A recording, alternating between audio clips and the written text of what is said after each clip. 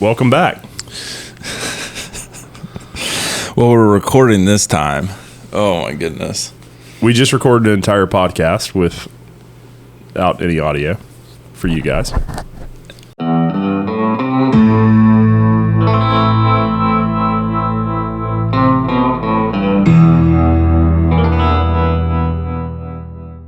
All right, guys, welcome to another episode of the Skiff Wanderer podcast. We are actually recording it this time. We did the first half of this podcast, and I went and realized that I'm going to check it like 4 times. But I realized that the mics weren't being recorded, so we're starting over. I've got Adam Hudson from Blue Line Co. with me. We are sitting in a hotel room in Mississippi. Man, I did such a good intro on the last one. I know. If we could just something about shirts. Yeah, so talk about Skiff Wanderer shirts. So, guys, if you're listening to this, this is part of a little mini series that Adam and I are doing called the Redfish Road Trip. The podcast is going to be out. It's going to be, I don't know how many parts. It's going to be a few parts, as well as videos to go along with it. So if you haven't already, make sure you head over to the Skiff Wanderer YouTube page, hit subscribe so you don't miss any of those episodes, and go ahead and give some videos a like. Honestly, the best thing you can do is to go ahead and get another computer and just leave Skiff Wanderer videos on a constant loop. That really helps the channel out. If you go through I'm pretty sure it helps the channel out. Sure. I'll have to ask whoever's in charge of Google. And then while you're at it, if you want to, you should also go ahead and check out Adam's channel, Blue Line Co. That's it. That's his channel. So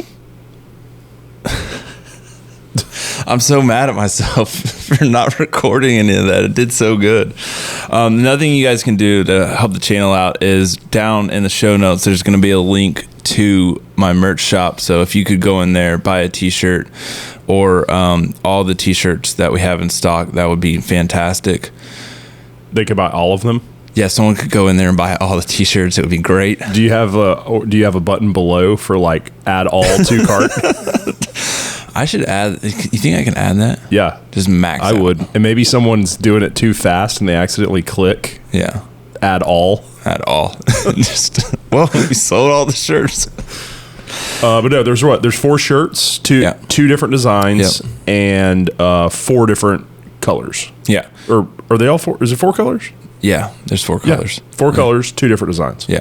And then Adam and I have been brainstorming, so we're going to have some new designs in the next few months coming out for you guys. And we're working on some other some other merchandise stuff for you guys as well. And like I said, that stuff really helps me be able to keep doing these films and going on these trips and filming it for you guys.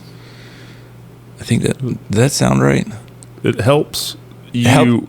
It helps you. Yeah. So obviously all those profits go into making more videos. Making videos. Yeah. Everything you guys do to help out. If you like watching the videos, help Pete out and grab some stuff so that he can continue to fund these videos for you guys. Yeah. So like I said, we're in the middle of a road trip chasing redfish.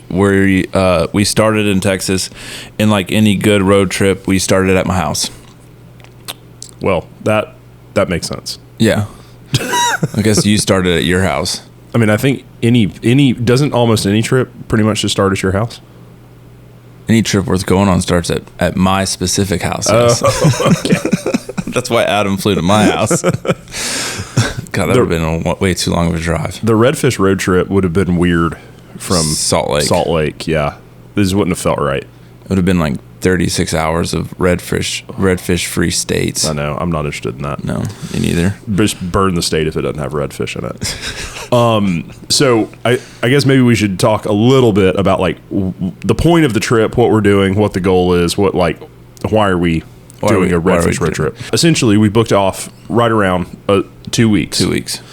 To do this trip, to get some content, and we wanted to fish the Gulf Coast. Yep. So the plan is to go from Texas to Florida, red fishing in each state. Yep. Maybe hitting one or two different spots, hitting, some different boat ramps, whatever, kind of as we go. Yep. So we started in Corpus, Yep. which is where Pete's from. Yes.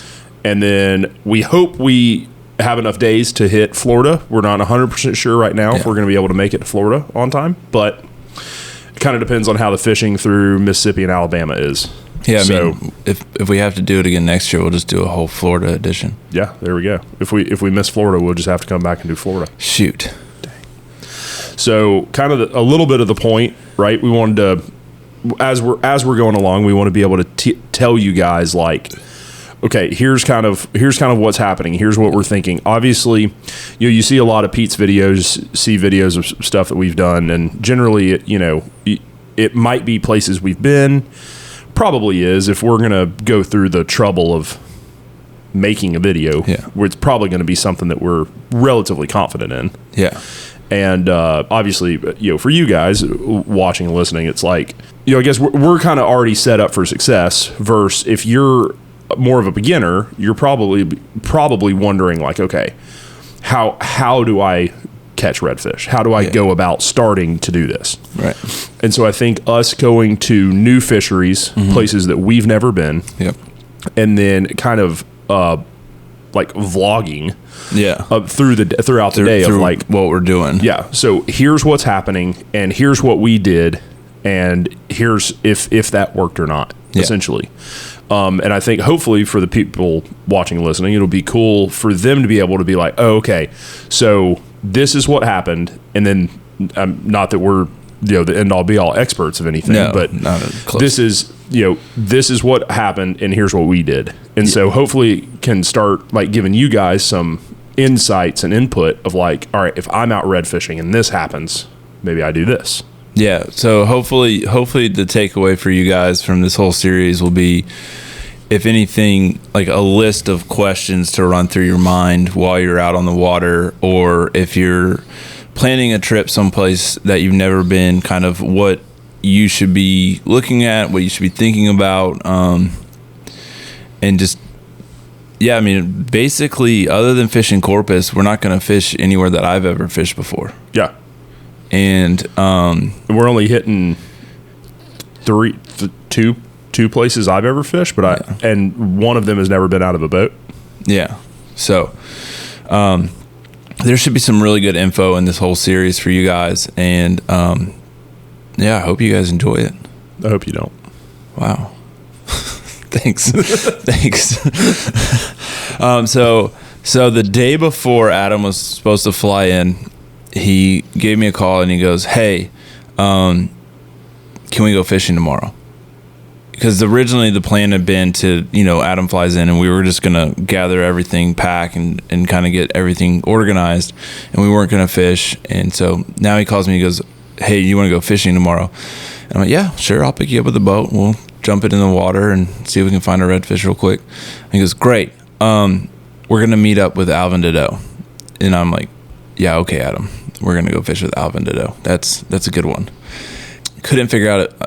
I kind of like started thinking you were serious, but like most of the time I was like, there's no way. This isn't really happening. And my wife's like, it's happening. You should be ready. So like pick up Adam. He jumps in the truck, gets you some Whataburger, hit the boat ramp. Hit the boat ramp. Sure enough, Alvin's there. And so Alvin's one of those guys that I really look up to in the industry. He's got a great YouTube channel that has lots of tips, lots of tying, lots of just fun videos of him out on the water. You guys should definitely check it out. And so I'm really excited to meet Alvin, and now like it's setting in like, all right, here's, this, awesome fly fishing guy. Alvin didn't even know he was meeting us. Somehow I just got some intel. He's going to be at this boat ramp. We just showed up. Hey, Alvin, get in the boat. We kidnapped Alvin. That's what I should just call part one. We kidnap Alvin to death. But no, my mind starts going like, oh no, I gotta be on like my A game. I gotta Gotta act like I know what I'm doing. I gotta act like I know what I'm doing. So we ended up. Alvin. He was down on the coast. He's getting ready to do some guiding down on the coast. So he wanted to scout some stuff out. He wanted to run his boat, make sure everything was ready to go. So he ends up running his boat, following us, and we basically found a spot, stashed his boat, and he jumped over on the skiff with us. We got into the nicest argument over who was going to go first. And Adam and I were like, no, dude, get on the bow. So we put Alvin on the bow. I don't know. We didn't go more than maybe 100 yards. I don't even think it was 100 yards. And Alvin hooks into a redfish. Yeah. We're kind of pulling along, and you know how, you kind of roll into a spot, you turn the motor off, you don't really expect to see anything immediately. And so, we're kind of messing around. We're like, all right, who's going to be up on the bow? And, Pete and I are on this trip for like 2 weeks. So we were gonna get enough fishing. Yeah. We know Alvin doesn't get enough bow time red fishing these days. So we were like insistent he was gonna get up. And as soon as we weren't even ready, like I don't even think we didn't have anything ready. No, we didn't even have cameras out. No, nothing. We just kind of rolled in, and like we weren't even in the spot. I mean, he caught it where we were headed to a spot. Yeah. We weren't even in the spot that you wanted to fish. No, we were on the way to the spot that I wanted to fish. And now I'm thinking like, oh, maybe we shouldn't go back. Maybe we should just fish here. Oh, man. But no, I don't know. It's always awesome. I always enjoy like getting to put people on fish, and then you get somebody on the boat that you look up to, and you get to put them on a fish, and it's like, oh man, that's a fish I'll remember for sure. But huge shout out to Alvin and what he's up to. It's a obviously local Texas company. I really think a lot of what his all water guides and kind of what he's set up, really showcasing Texas well between like the bass stuff that they do. They're really big bass guys, which is why I kind of know about them. And then they also do the redfish stuff down on the coast. So if you guys are interested at all, you need to reach out to All Water Guides and book some stuff through them, because those guys are really, really cool, and I think they do a great job. So Alvin's in the boat with us. We immediately hook a fish. Yeah, and then so Adam gets up on the bow, and the conditions were, if you guys live in Texas, you know how Texas springtime is. It's windy all the time. It never stops blowing. You get a lot of overcast, partly cloudy, mostly cloudy days. And then one of the things I've started to notice with the redfish in the spring is they haven't fully come out of their winter pattern.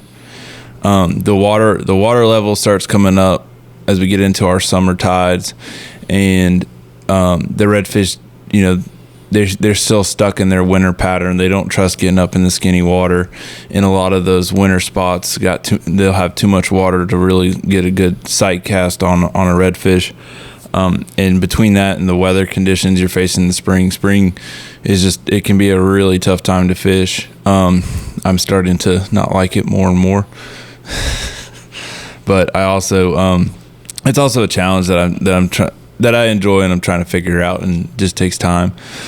So this was just an atypical Texas spring day of overcast, super, super windy. And you guys know, you get into those overcast, partly cloudy days, those clouds will start throwing extra glare on the water, just making it really tough to see fish. So we roll into the spot where the little pond that I wanted to fish in, and immediately we see a couple. We see a few fish, but man, it was tough. I mean, like you said, not only just the wind. Honestly, I know it mattered on the pole, on the bow of the boat.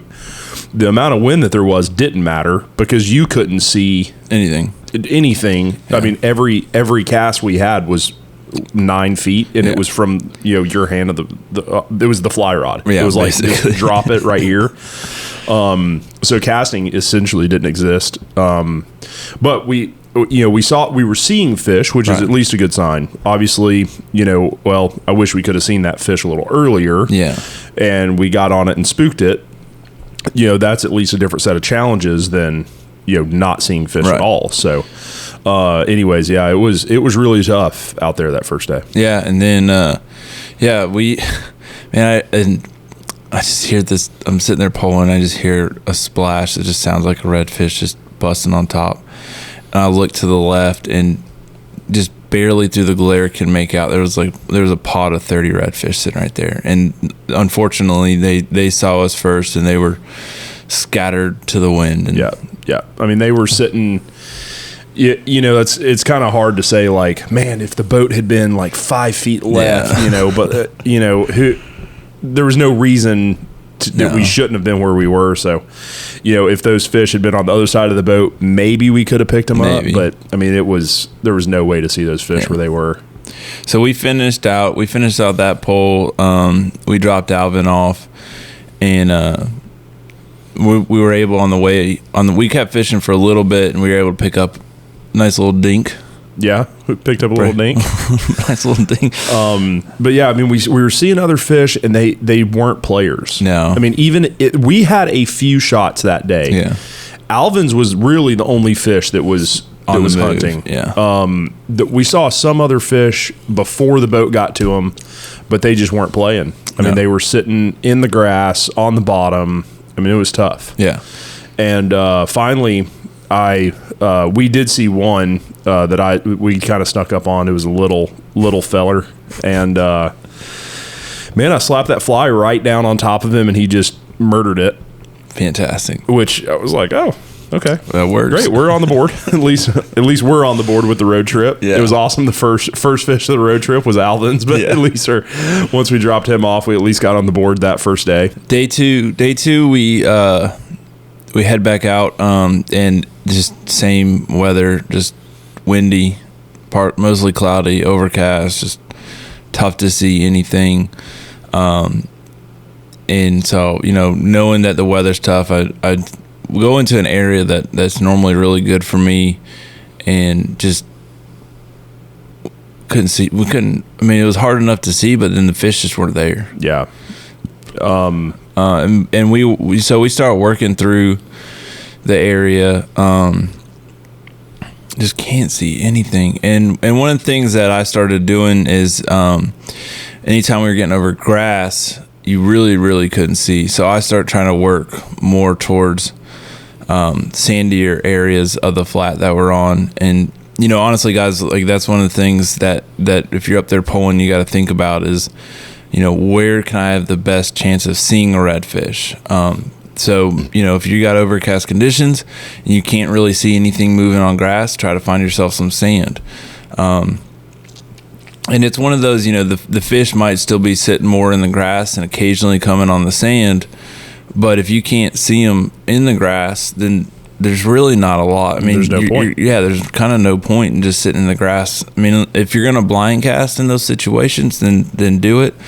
That's something I'll do a lot when we get into overcast days, but typically I only start doing it if I'm spooking a lot of fish before I see them, and I just know there's a bunch in the area.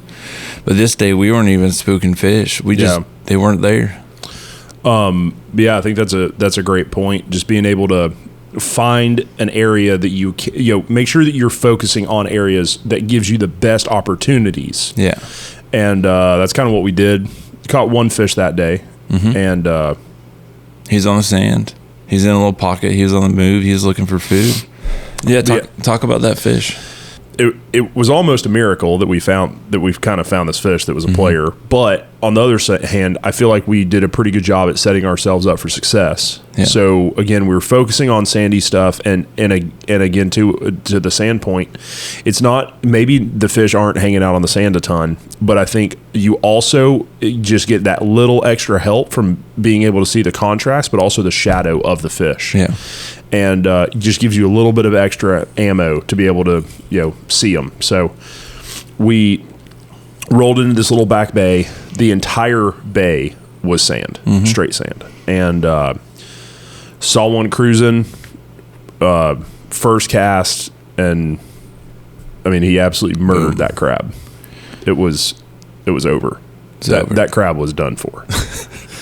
So anyways, it was I feel on one hand, I'm like, man, that was lucky. Yeah. That we'd pulled the boat to the right spot, but it was also, some work that had gone into it that we were just prepared for the situation, which was, the boat was going the right way. The boat was in the right spot. That fish, we were lucky that he was in a spot that we could see. Yeah. But still, I mean, we kind of were set up, but it was also pretty lucky. So, absolutely murdered that crab pattern. And when we rolled out of there, I mean, we were feeling pretty good. We hadn't been out that long. No. But that was like the only shot we had for the first couple hours. Right. So we went and we checked out another spot that normally does really well for me, and the only fish we saw was basically right as we were coming onto the flat. Yeah. We weren't even ready because we weren't enough on the flat that I was like, all right, we were still getting everything set up, and I think the boat was still coasting from where you turned the motor off. Oh, there you go. We see all one, right. and sometimes I guess that's a good thing. Like, dang, we might be in them here. Yeah. A lot of times, you'll see that first one. All right, they're in here today, and we went through there and just didn't see them. And so we got to a point. It was still pretty early in the day, and we made a call. It was one of those. Let's get on the road. We basically, given the weather and what we were facing and the way the fish just weren't responding, we decided that let's go ahead and try to prepare ourselves. We're about to go fish new water in Louisiana, so let's give ourselves the best shot at trying to pick up a fish there. So I don't even know what time it was, but we got the boat out of the water, hit the house, packed probably the fastest I have ever packed for a 2-week road trip. Oh yeah, we were throwing stuff in the truck, and I actually ended up leaving stuff. I left my tripods at the house. Whoops. I think I did. I haven't found them in the truck. Got on the road, headed for Louisiana. Made it to Louisiana at 1 a.m. Yep, it was a grind, but I think too that's another. So obviously keeping up to date with the weather. Yeah, we knew that those clouds were going to be there, and that it was weather was kind of supposed to start breaking tomorrow. Right. And we were kind of up in the air, like, okay, do we really need to spend 3 days in Texas? Probably not. Yeah.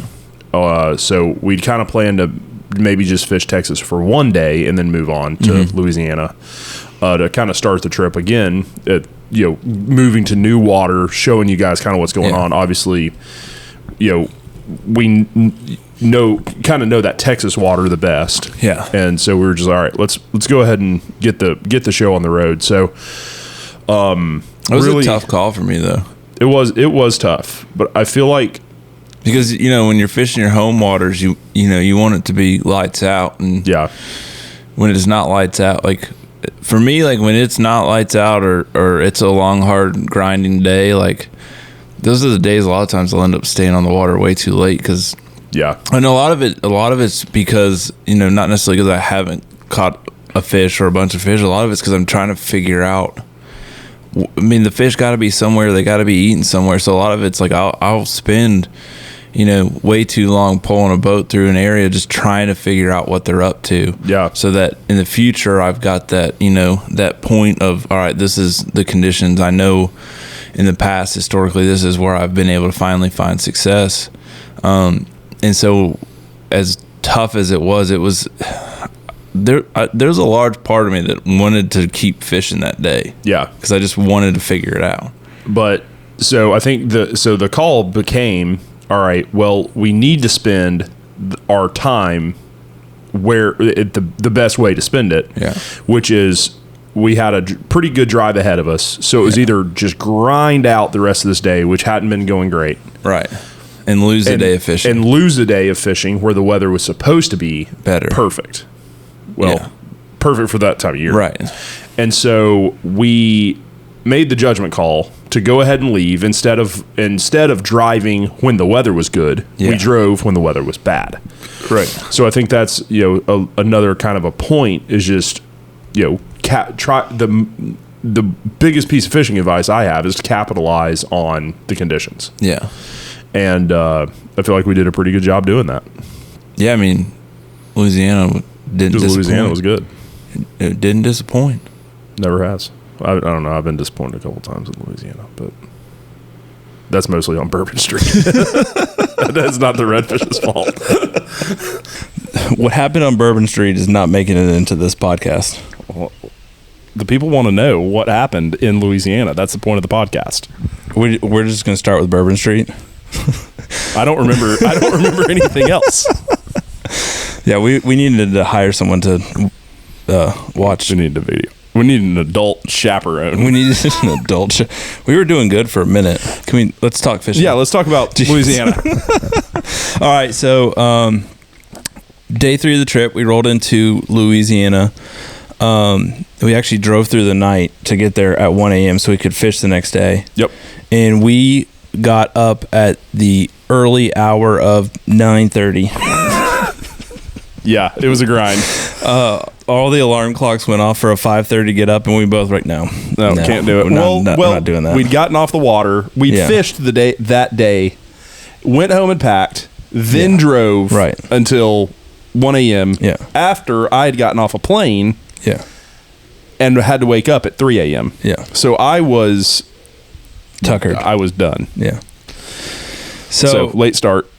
Yeah, and then to Louisiana, we go to a place Adam's fished before, but I've never fished. But fished out of, I shouldn't say. We hit spots that I'd never been to for sure. Yeah. But neither one of us had ever fished Louisiana in this time of year, right? Which is June. So we Adam had some spots. We had some ideas. We had talked to some friends of ours about, where we should go, what we should look for. And we basically, and this was also like the start of what became our kind of, game plan every state we hit. Yeah. And this is kind of when we really dialed in that game plan. Which I'll get into the details of our game plan as you go through this, and I'll recap it so you guys can see the full picture. So we get the boat in the water, and we've got a few areas that we want to check out first. So we make a long run. Yeah, long run. We get to the first spot. You want to talk about it? Well, so the first spot we hit was kind of one of my confident spots that I've caught fish at, seen fish at, and it's a pretty good run. And we had pretty good weather, really. Oh yeah. I mean, it wasn't super wavy, and we decided to make a really long run because the water was ultra dirty. Yeah. Where at some of the closer spots. So we kind of ran further out. Obviously, the further out you would go in Louisiana, you would hope to find clearer water, both between going out further towards the Gulf and whichever way, away from the Mississippi. Right.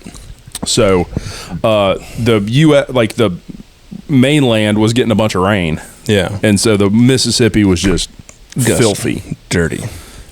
She was dirty. So decided to run out, made a longer run, one of my confident spots, and I think we fished it for about 5 minutes before we were both like, no, I'm not feeling it. This isn't going to work. It was too dirty. It was still really dirty. The water was pretty high. Yeah. The water was pretty high. The tide was definitely in when we got there. It was just drop-offs. Yeah. And unless there was literally a fish that was sitting on the surface, you couldn't have seen it. Yeah. Which could potentially work, if you guys are out blind casting, whatever. I mean, that can work. But if you're trying to sight cast to reds, this is not... Deep, dark, dirty water is not the place to do it. No. So we had another game plan. We found a couple more spots that we had already scouted. Some pretty close to this first island. We kind of went on both sides of the island trying to find some cleaner water. And what did we do? Honestly, we found some really good looking black drums. We did. Couldn't get them to eat. We would every now and then see a redfish, but everything we kept finding, regardless of where we were, was deep and murky. And I mean, we tried a couple lakes. We tried going up a creek. We tried beachfront. We tried pretty much every type of shoreline that we could find, and we just realized, like, you know, this isn't the spot. This isn't where we need to be. So we started looking on the sat images at basically like a completely different area. We're like, we're just gonna, and you know, this is like mid-afternoon, and we know, like, so we kind of get to a point where, like, we're not seeing enough fish to stay interested. Let's make a huge run and just go look at a different part of the state and see if we can find something we like a lot better. And right about the time we made that decision, we heard the most, like, just water crashing in this back lake. I don't even know how to describe just what was that, what the sound was. It was like death to some sort of fish. Some fish died. Fish were getting killed and murdered. It was an onslaught in this back pond that we saw. And I mean, you could see the it was like white water. Yeah, was like boiling.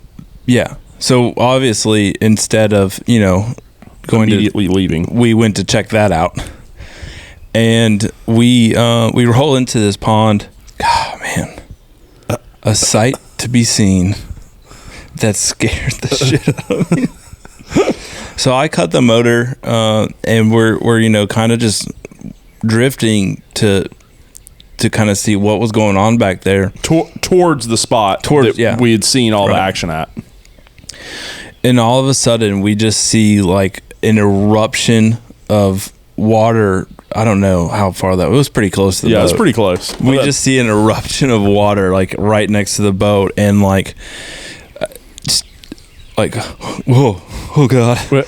We thought it was dolphins. We thought it was dolphins that had pulled, you know, kind of got all this bait. Yeah, like and it, like if you've ever seen dolphins working bait, and you've seen them crashing through the water, like, that's the explosions that we were watching come out of this water.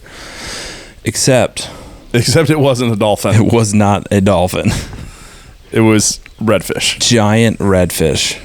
I mean, dude, those are 40-inch plus fish. They were bigs. They were bigs. Those were bigs. Yeah. So we, you know, as you get into that size redfish, it's like, all right, we're gonna catch one of these. So we start pulling around a little bit, just trying to see if, I mean, this is a fish that, regardless of how deep, how dark, how dirty it is, like, you're going to see them. Yeah, well, and especially if they're making that much commotion, where there's bait busting, that gives you something to cast at. Yeah. So you actually have a target for blind casting. Right. But they weren't working anywhere specific. No. Every now and then, every time we'd see them blow up again, it would be 100, 150 yards. Somewhere else, and then 5 minutes later it'd be 150 yards the other side of the pond. Yeah. I mean, and I mean, maybe one of you guys can call me and tell me how to catch that fish, but yeah, it was, I mean, it would just, I think we decided we had to move on because it would take too much time. It wasn't going to happen. You would really have to just have the stars align to where they ended up busting right next to the boat, right where you could drop a cast in a pond that was a few acres. Yeah. I mean, like 12-acre pond. Yeah. There was. So it's like, it would just be blind luck if it happened. Yeah. So we get out of there. Well, we made a drastic change. Yeah, exactly. Very, very drastic scenery change. Yep. We ran really far. We did like a whole nother run to a whole nother part of Louisiana. Yeah. That day. Yep. And we got there, basically we got there, the light was failing. It was sight casting was about 30 minutes from done. And that, you know, that end of the day where you really can't see too far from your feet because the sun's just starting to get too low, and all the clouds that are in the area are just reflecting that sunlight back on the water really good. So we knew we weren't going to have the visibility, but for the sake of the next day, we wanted to know if this was going to be the area to start working. Right. And so we start fishing, and I don't know if we even had a shot, but we started running fish over with the boat. Yeah, we started. there's no way you could have seen these fish because, as Pete said, the light was just awful. But you were definitely seeing fish within 3 to 4 feet of the boat that would spook. And then when they would spook, you'd be like, oh, dang, there goes one. There goes one. But that's at least a huge step in the right direction. Right. So we decided that we had a game plan. Yep. For day 2 of Louisiana. Went in, got some rest. Day 2 rolls around, and we head back out there. The water, I guess, to kind of break down a little bit of what the difference was between the first spot and the second spot. Yeah. The water had Louisiana clarity, which is like 3 inches of visibility. Yeah, which is like Texas. I'm not fishing here. It's too dirty. Yeah. And we kind of swapped up from, it was shallower water. Overall, generally shallower, which also helped. Yep. And so the fish, even if they were sitting on the bottom, we could see them. You could still potentially see the fish as long as it moved. Yeah. Or if they were happy, you could actually, which we actually ended up catching one that had its dorsal fin out of the water. Yeah, that was, I think, the first one. Yeah, that was the first one from day 2. So kind of just to kind of give you guys a little bit of reference of like, the difference that going to this totally different area made. That's kind of what we wound up seeing when we saw those things. We were like, all right, we're in business. Yeah. Ran across quite a few fish. The visibility was still tough. I mean, no joke. Louisiana is hard. I mean, it's not an easy place because of how dirty so much of that water is. We spooked quite a few fish, but it was just nearly impossible to see the fish before we spooked them. No, but and one of the things that I do love about those Louisiana redfish is they'll spook when you get on top of them, but they'll let you get pretty close. That is true. And then normally, like, that water's so dirty that they see movement and they eat. Yeah. So we spent the second day. We really spent the second day trying to dial in where exactly so we'd move spots, and at the new spot we spent most of the second day really trying to dial in where those fish were in that system. Yeah. So we would work banks that were protected. We would work wind blown banks. We were checking behind windswept points. We were going out in the middle of ponds. We were working edges. We were working really, really shallow matted grass. We were working the edges of deep drop-offs, and just trying to point our way through the different smaller subset sections of this new spot to dial in where we're going to have the most success finding redfish. Yeah. And just taking notes from every single fish you either see cast at, spook, whatever. Right. All right, tally. All right, there's one in this kind of water. Yep. Next. So the first fish that we run across, he's happy as a duck back out of the water, working bait, and Adam just gets the fly right there. You see a fish with any part of him out of the water working, looking for food like that, as soon as a fly lands, normally they're on top of it. Yeah. You just got to get it close. And he was. So we start looking for more of that, and we start to realize like that was kind of a, I don't know if I would say a fluke, but definitely we didn't see that much more. Definitely wasn't worth continuing to hammer those areas, but to keep an eye on them from a distance. Yes. And then we start working just around this pond, and we come across like a school of like 20.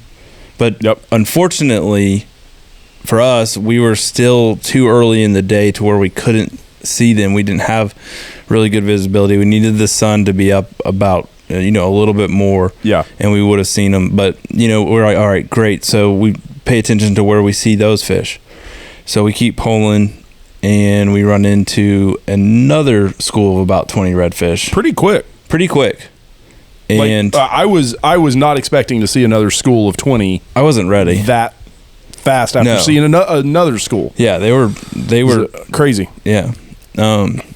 Same thing, obviously. Like, it was so quick. Like, the sun still wasn't up high enough, so they pulled one off on us. Kind of got through that point. And they were sitting deep because sometimes you would think too, I've definitely seen those larger schools might be sitting kind of shallow. Yeah.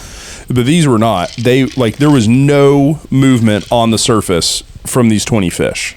Right. And it's funny because it wasn't a 20 in a circle. Yeah. They were stacked deep. Yeah. I mean, there were fish on top of, there were layers of fish. Like Lincoln logs. Like there was a redfish Jenga tower. And I just wanted to pull one of those pieces out of it. So we kind of had, now we kind of were in a spot where we had a few places to look for fish, and we circled back. No, we moved spots a little bit because we kind of looked, basically we looked at the sat image, saw where we were, what we'd gone through, and we tried to look at lakes and ponds that had a similar makeup to that. And then one of the things that I tried to do is find an area where it's not like, hey, there's one pond that's similar. It's like, hey, if you pull in this direction, which is going to have the sun at your back, it's going to have the wind on your side where you have an easy time pulling, you're going to be able to hit 5 or 6 of these ponds in a row without having to pick the motor up, which we ended up doing. And I honestly, the one that I lost, I don't remember where I hooked up into them. It was a pond. It was middle of a pond. It was in the ocean. Yeah. Yeah, there was salt water there. Right. Louisiana. Guys, I have had one heck of a spring. Sounds like you had an awful spring. It's been rough. It's been one of those springs where ugh. So I hook into a redfish. Confidence starts getting high. I'm starting to feel good about myself. Maybe I do know what I'm doing on the water. And almost had him to the boat. And then he was gone from my life. And then he left. Yeah. Didn't want to hang out with you. But that was a big clue on where that really turned us on to like, okay, here's what we need to start doing. Mm-hmm. So that fish definitely led to our success for day 3. Well, wait, I caught a fish. Oh, you did. Yeah. Remember? I know it's a rare thing, but it does happen. Well, that led to the success of you catching the second fish of the day. So you stayed on the bow. Yeah. We pulled to the very next little pond, saw another school, just like boom. I mean, it was back to back. And it was I mean, one of the things I love about schooling redfish is they get so aggressive. Yeah. They start fighting each other for a fly, and it is so cool to watch. And that kind of competition really helps you. Yeah. Because they quit thinking as much like, oh, what is that? And they're like, oh, I'm going to inspect that. If their buddy is rushing for it, it's like, I got to get it first. That's mine. That's mine. Yeah. But one of the things that fish in that school kind of keyed us in on was what the fish were doing as it got hot during the day. Yeah. Because so we were fishing in an area without not a ton. There was tidal movement, but there wasn't a ton of water movement through there. Right. So it got. I mean, you put your foot in the water and it was like stepping into it was not fun. So, but now we had an idea now of not only where to look, but where to look during different times of the day. Yeah. Which really, I think, keyed us up for day 3. Now we feel like we have all the puzzle pieces. Yep. Let's see if the puzzle pieces fit together. Adam, you want to take it away on day 3? Day 3, I'm not going to lie to you, kind of slapped. It was one of the better days of red fishing I've ever had. I mean, we had pretty consistent fish bite, fish movement. We were finding fish on the banks early. And then, I mean, just exactly everything that we learned from day 2, we put into play. I think the first fish of day 2 and day 3 were the exact same fish in the exact same spot. I think so. It's like, oh, look, Adam caught the same fish again. We can go back there. No, but what was cool, though, was like we started the day. I mean, we pretty much day 2 and day 3 made the exact same laps. Yeah. And everywhere we had marked fish on day 2, we were finding fish on day 3. Right. And so it just gave us a lot more time to be able to say, okay, we're going to go hit this area and then this area. You know, at this time we need to be like up like on the side and working edges of these lakes. Right. Then as it gets towards the middle of the day, we're going to start working the middle of the lakes. Yeah. And just kind of having that game plan in place, already ready to go, and then sticking to it. Yeah. How many fish did we catch that day? 4 on a half day. Essentially we called it early. Yeah. To head to Mississippi. Right. So 4.5 day is pretty freaking good. The game plan that we adopted and we put it into practice everywhere we fished on this trip. Yep.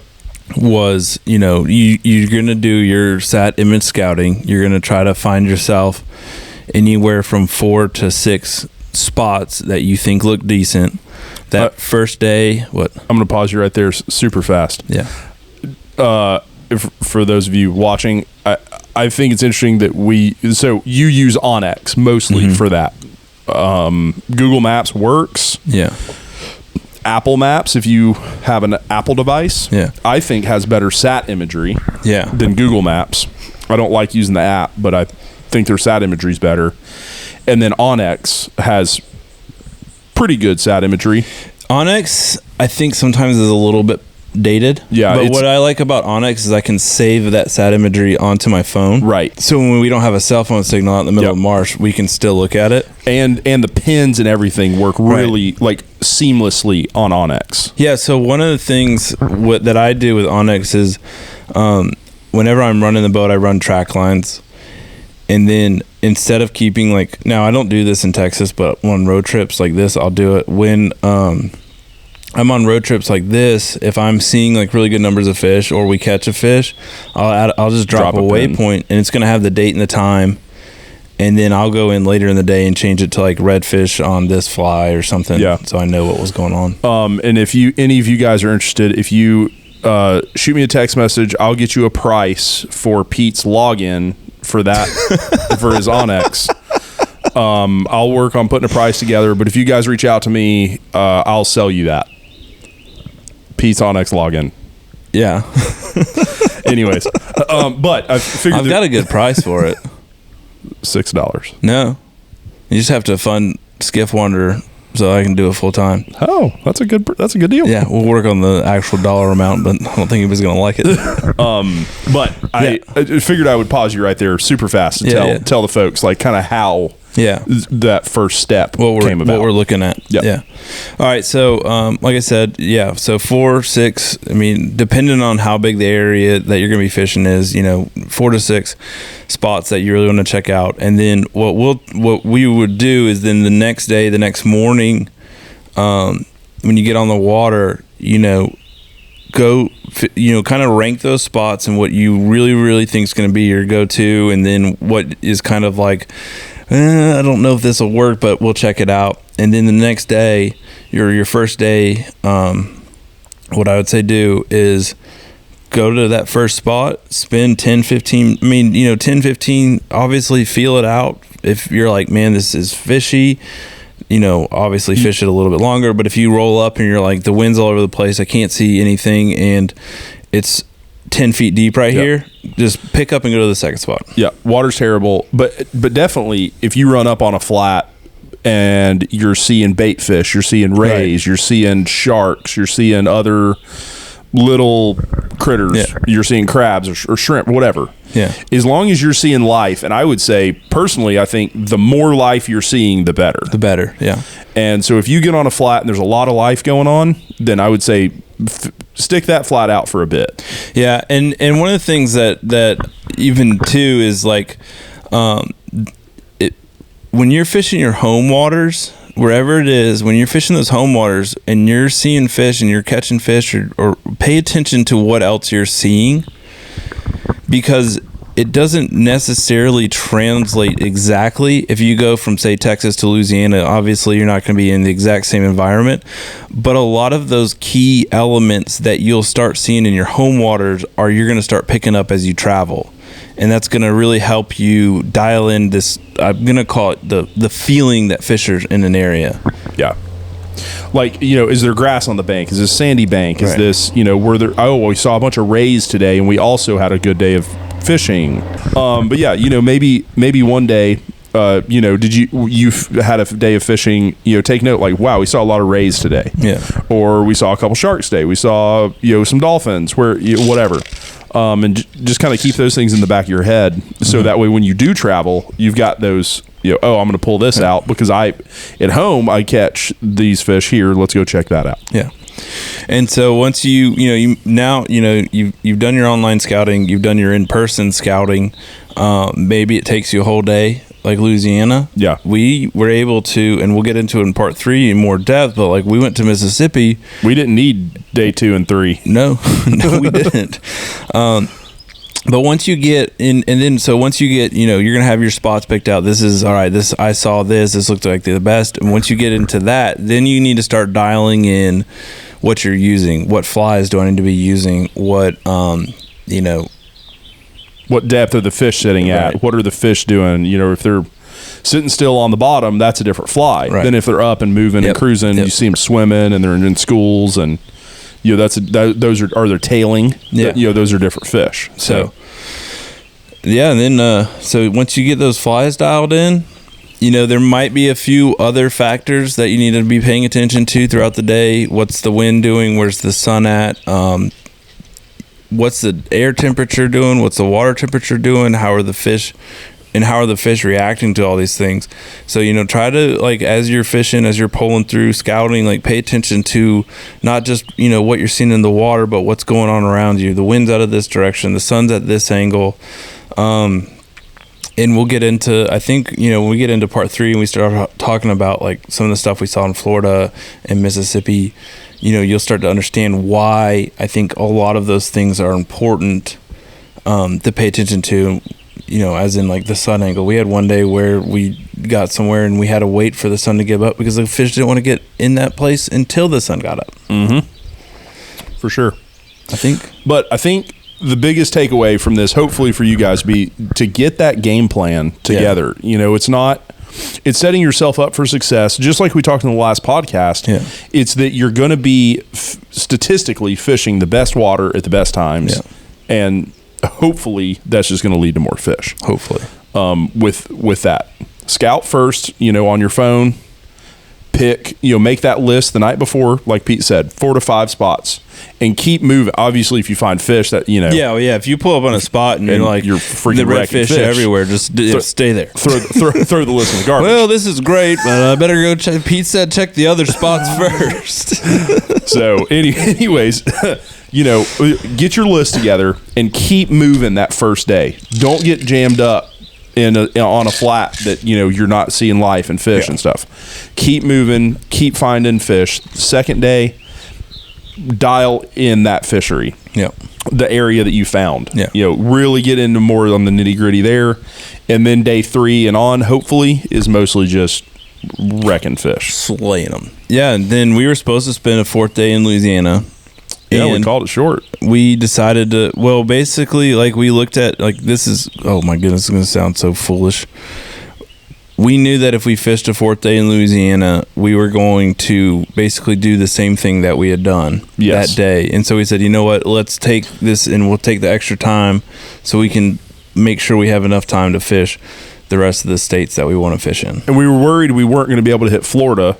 Right. And turns out something else happened. So you got to watch the next podcast to figure out what else happened. But we were worried about our time, so we left because we knew the content wouldn't be any different for you guys. Right. It was just going to be, hopefully, fingers crossed, just a good day of fishing for us. Yeah.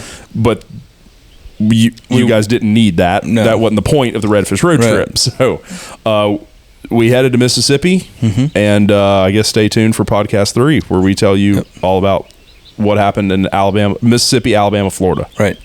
All right. Yeah, that's it. If you guys haven't already, hit like, hit subscribe.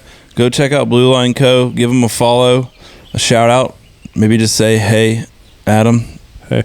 And then if you're on Spotify or Google, please give me a ranking. Write down a review for me. Helps this out. Helps it reach more people so that we can keep doing trips like this and hopefully educating them folks.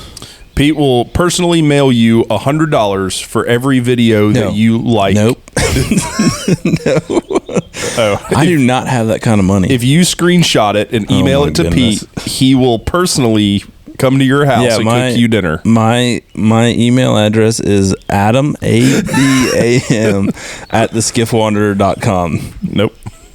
So just go ahead and just fill that inbox full of screenshots. Pete will be at your house cooking dinner for you. All right. Well, we have to go. This is going to go on for too long. We have to go to dinner. We'll talk to y'all later.